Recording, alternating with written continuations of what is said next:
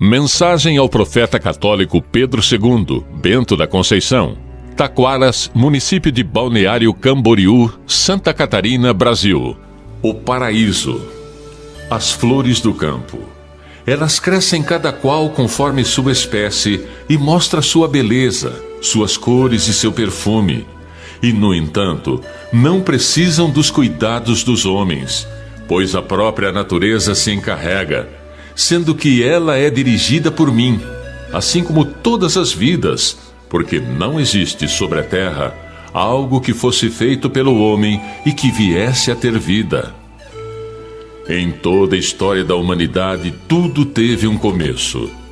A terra era árida por si própria, mas depois da criação, faltava algo mais importante para herdar o que eu tinha criado.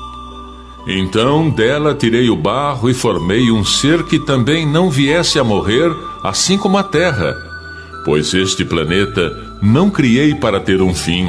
Durante esses milhões de anos, depois que foi feita, nunca saiu de sua rota, mas continua do mesmo jeito e com todas as espécies de vegetação. E como primícia, dei tudo o que fosse necessário para que em cada espécie tivesse a cura para todos os males. E no meio delas, a árvore da vida, a qual daria toda a substância, e nenhuma delas, a vegetação, morreria. Crescer sim, morrer não.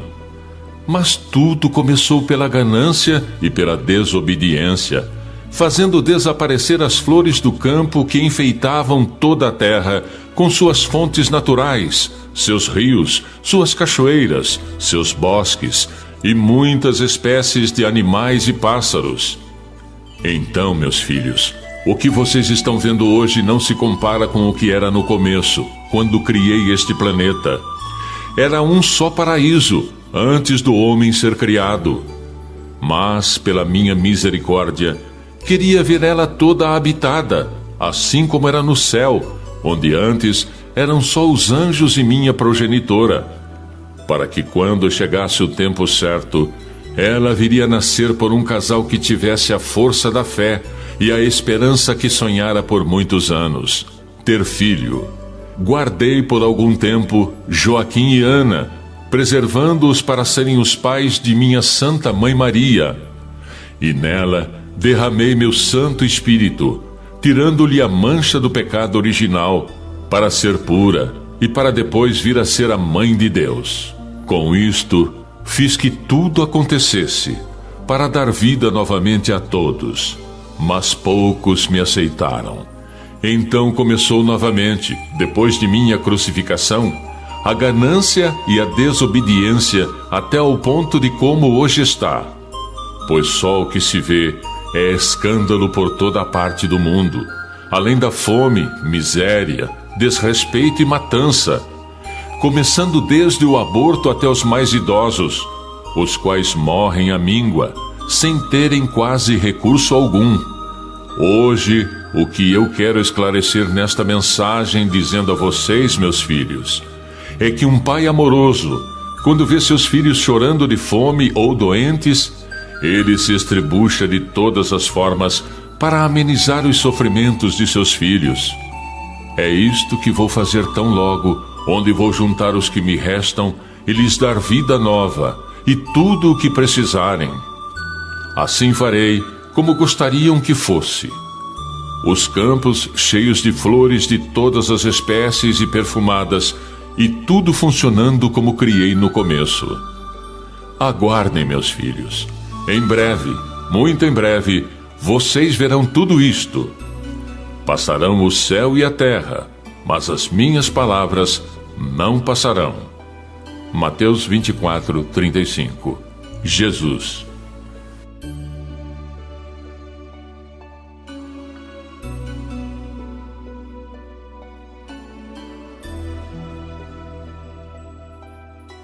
Zeca, Alex, agora é o momento do Alex falar, né? Mas só uma palavrinha. Como que a gente vê uma mensagem dessa? Como que a gente pode entender as pessoas a duvidar de uma pessoa de 3 anos de estudo só que teve, entrar de manhã cedo ou de madrugada, isso não era, dependia a hora que o pai era inspirado para ir lá para a capela para escrever. Sem nada na cabeça, escrever um assunto desse. Isso é uma mensagem que vocês viram com a imagem ali mostrando. Entra mais fácil na cabeça da gente o que Deus quer passar para nós. Mas imagine quase 5.000 mensagens. Você não ter nada na cabeça e ir lá escrever do começo ao fim uma mensagem dessa, sem ter rascunho nenhum, que a gente foi prova disso, e muitos de vocês também foram prova disso, que vocês pegavam o caderno dele, as originais, e não tinha rascunho nenhum. Como é que um ser humano sem estudo, mesmo tendo estudo, o próprio padre Rômulo falava, eu com o estudo todo que eu tenho, eu não consigo fazer uma mensagem só dessa. Só Deus mesmo para que a gente vê naquilo ali, Deus falando pessoalmente ali, né? Passando o poder pela mão do Pai ali, e escrever um assunto desse. Porque ser humano nenhum conseguia. Na verdade, só... Se você quer falar um comentário, Zé? Não, eu ia fazer só uma pequena comparação aí com essa mensagem, com o comentário que o João Batista já falou tudo também, não precisa falar mais nada, né?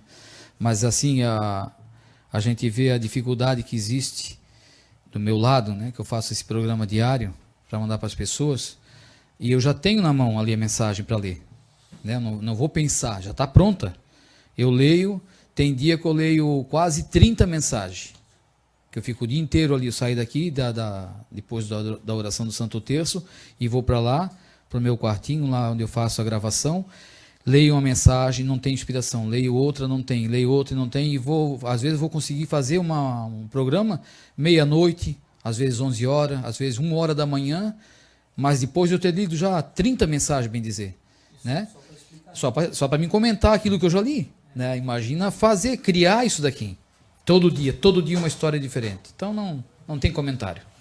Porque o comentário que eu quero fazer também é o seguinte, esse tempo eu estou em casa, eu estou muito pensando, refletindo sobre tudo, porque eu quero melhorar cada dia que passa, eu preciso encontrar sentido na minha vida, que não adianta eu só falar e não agir, e não cumprir, ou fazer o que eu falo. Então eu fico meditando muito. E nessas meditações que eu faço, não dá para negar que a gente volta e meia fica pensando não somente no pai, porque a gente pensa no pai como filho, né? Quando a gente lembra dele, como filho, a gente tem uma certa saudade de um pai. Mas lembrando dele como um profeta mesmo, como ele chegou a esse ponto, como Deus preparou ele nesse ponto. E fico pensando naquelas pessoas que não reconhecem ou que negaram a importância dele, que Deus tanto fala nas mensagens. Como ele era importante, como ele é importante para Deus. Que isso é Deus que fala, não somos nós filhos que fizemos esse tipo de comentário. Então, muitas pessoas deixaram de acreditar nele, ou nunca acreditaram, ou nunca aceitaram ele como profeta, por alegar que ele era uma pessoa intolerante. Ele não tolerava nada. Essa era uma das maiores justificativas que davam, que o Bento, o primo Bento, o tio Bento, não tolerava nada. Mas será que era ele que era o intolerante? Ou são essas pessoas que não toleravam a verdade? A verdade é essa. Então não era ele que era intolerante. É as pessoas que não toleram a verdade. E foi o que o pai Bento da Conceição, Pedro II, o Papa Pedro II, foi mais o que ele fez, foi lutar pela verdade. Então isso que deixa a gente chegar a essa conclusão pelo belo e lindo trabalho do que ele fez. Chegou onde chegou, porque ele sempre foi verdadeiro e não intolerante. É isso que eu penso, É isso que as pessoas têm que começar a prestar atenção. Não é a intolerância dele, e sim a tua intolerância sobre a verdade.